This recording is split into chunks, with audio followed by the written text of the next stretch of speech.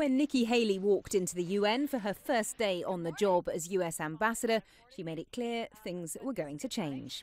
There is a new US UN. Our goal with the administration is to show value at the UN, and the way that we'll show value is to show our strength. Thank you very much. Part of that strength, the US said, would be reviewing funding for various UN agencies. After President Trump reinstated a ban on American support for any kind of abortion service, the $32.5 million earmarked for the UN Population Fund, or UNFPA, was in the firing line. The State Department says the agency partners with China's Health and Family Planning Commission and therefore supports the country's two-child policy, which it says results in forced abortions and sterilization. But the UNFPA's official non-profit support group says that's not the case, and this move will result in women's lives being lost worldwide.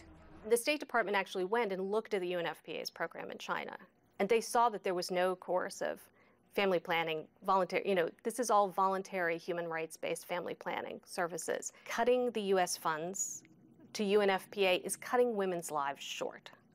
The Secretary General's spokesman says Antonio Guterres deeply regrets the move.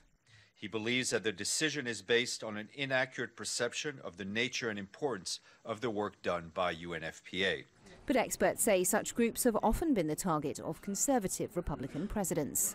It's very normal that when the administrations change between parties, that funding that is perceived to go towards abortion or abortion education, no matter what the circumstance or organization, that changes. So the U.S. does have a history of withdrawing funding for this and other organizations and then reinstating it when the administrations change.